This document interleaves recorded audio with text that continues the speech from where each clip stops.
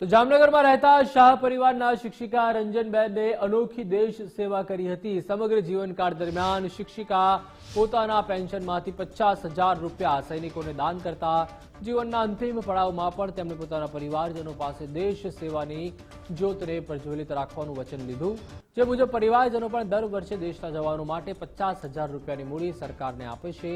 રંજનબેન શાહ એક શિક્ષિકા હતા અને નિવૃત્તિ બાદ તેમણે 2 પુસ્તકો પણ લખી હતી। નિવૃત્તિ બાદ તેમણે પરિવારજનોથી દૂર રહેતા દેશની સેવા કરતા જવાનો માટે મદદ કરવાનો વિચાર આવ્યો। આ વિચારને સાર્થક કરતા તેઓ પોતાના પેન્શનમાંથી દર વર્ષે 50,000ની મૂડી જિલ્લા પ્રશાસનને આપતા રહ્યા અને આ જ પરંપરાને તેમનો પરિવાર પણ આગળ ધપાવી રહ્યો છે। દાદીજી છે એ મારા માટે મારા પ્રેરણા સ્ત્રોત છે। એમનું સમગ્ર જીવન હંમેશા બધાને મદદરૂપ થયા છે।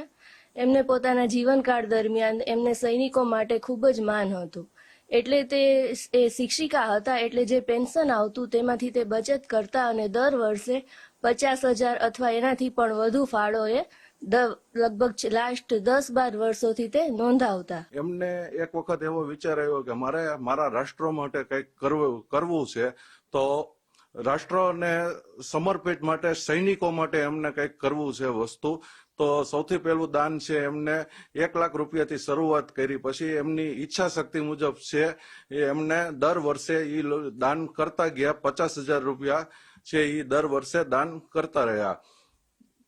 એમના જીવનકાળની દરમિયાનમાં એમને એક એવું હતું કે ભાઈ મારે સૈનિકો માટે રાષ્ટ્ર માટે કોઈ વસ્તુ કરવી છે, તો એ વસ્તુ છે એ એમને યથાવત રાખી અને એમના મરણકાળ દરમિયાન છે સમગ્ર કુટુંબને ભેગા કરીને કીધું કે ભાઈ મારી જે આ ઈચ્છા શક્તિ છે એ તમે પણ તમારી યથાશક્તિ મુજબ છે એ યથાવત આપ રાખજો।